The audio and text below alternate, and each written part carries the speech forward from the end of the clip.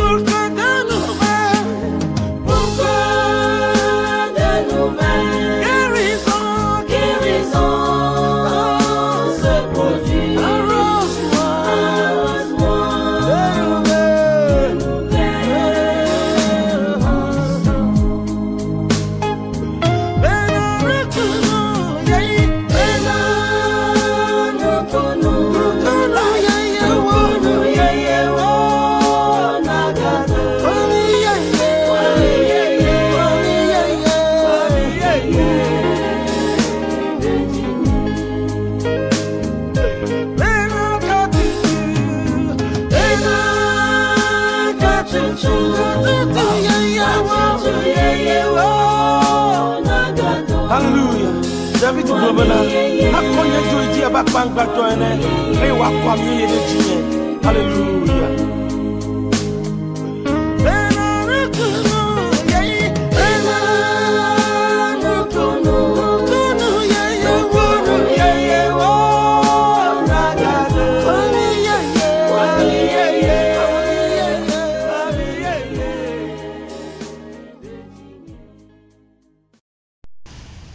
Le titre de l'ouvrage de ce coaching, c'est Pourquoi travailler? Pourquoi travailler? Pourquoi travailler? Introduction. L'être humain fait une chose à cause de l'intérêt ou une raison qui est personnelle et spécifique à lui. Il est logique qu'un être humain doit rendre un service à sa société pour le bien de tous. Voilà. Nous sommes créés pour être ensemble. Chacun a besoin des services de son voisin car un être humain ne peut pas tout produire ce qu'il a besoin. Donc il fera recours aux autres pour satisfaire ses besoins quotidiens. Prenons le cas des gens des villages en Afrique où ils cultivent plusieurs plantes pour ne pas manquer quelque chose, mais ils n'arrivent jamais à satisfaire tous leurs besoins. Donc vous allez voir dans nos villages, une seule personne va cultiver le maïs, le haricot, le piment, tomate, tout ça là. Mais il aura besoin du cube, de l'huile. Il aura besoin quelque chose toujours pour compléter, sinon il ne pourra pas vivre. Il aura besoin du maçon pour construire sa maison. Donc, l'homme ne peut jamais tout produire pour être à l'aise. Donc, il aura besoin de son voisin. Donc, il choisit une chose pour produire et son voisin choisit un autre pour produire et ils vont s'échanger. Peut-être c'est l'habillement, peut-être c'est le déplacement, etc. En conclusion, il faut que chacun produise ce qui manque en grande quantité pour servir les autres en contrepartie de la monnaie, afin de bénéficier des services des autres. C'est l'œuvre du travail. Travailler, c'est servir sa société. Donc, travailler, c'est servir sa société. 1. Charge. L'être humain travaille pour assumer ses charges quotidiennes, c'est-à-dire payer ses besoins dont il a besoin pour vivre dans la société. Chaque être humain a ses besoins qui lui sont personnels et spécifiques à lui. Travailler, c'est exécuter les tâches d'une activité en contrepartie d'une chose en retour.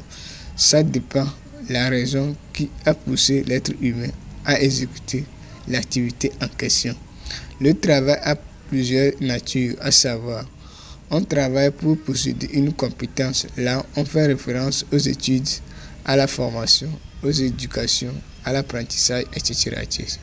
On travaille pour gagner un salaire à la fin de la journée ou de la semaine ou du mois. Là, c'est le cas d'une activité rémunératrice. On travaille pour sauver une société d'un problème sous forme d'aide, etc. Mais la première raison pour travailler, c'est de pouvoir assumer ses charges. Donc, c'est de pouvoir assumer ses charges quotidiennes. 2. Raisons religieuses.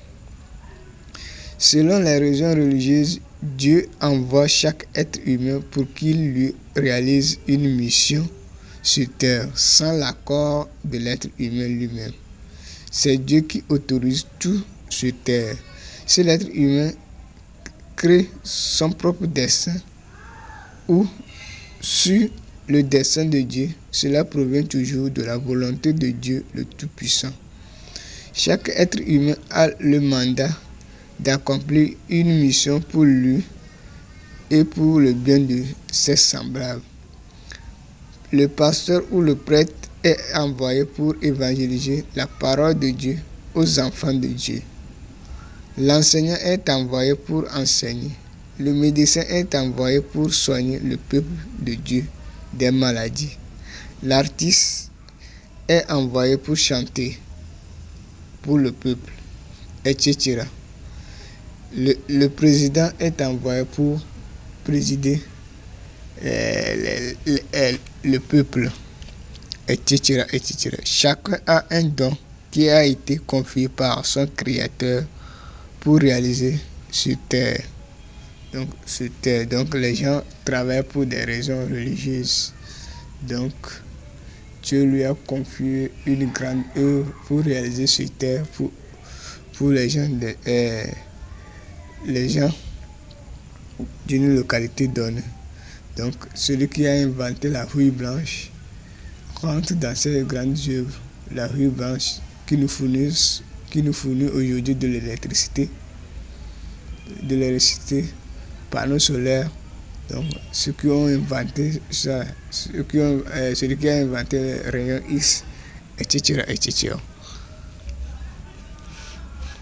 3. Statut.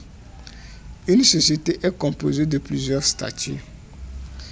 On a le statut d'évolution, à savoir l'enfance, écolier ou écolière, apprenant, parent, apprenti, diplômé, travailleur ou professionnel, étudiant, retraité, vieillesse, etc. Le statut est lié aussi au poste de travail d'une personne, c'est-à-dire la nature et l'hiérarchie du poste de travail. Par exemple, le poste de la comptabilité, de marketing, etc. Les hiérarchies, on a directeur, ministre, juge, etc. Aujourd'hui, il y a des gens qui travaillent uniquement pour avoir un statut social dans la société, dans le souci d'avoir une bonne réputation envers sa société de résistance, car il en a la monnaie pour assumer ses besoins quotidiens. Le fils d'un milliardaire qui travaille pour nourrir les orphelins avec tout le salaire de son emploi en vue d'avoir un statut social auprès de sa société.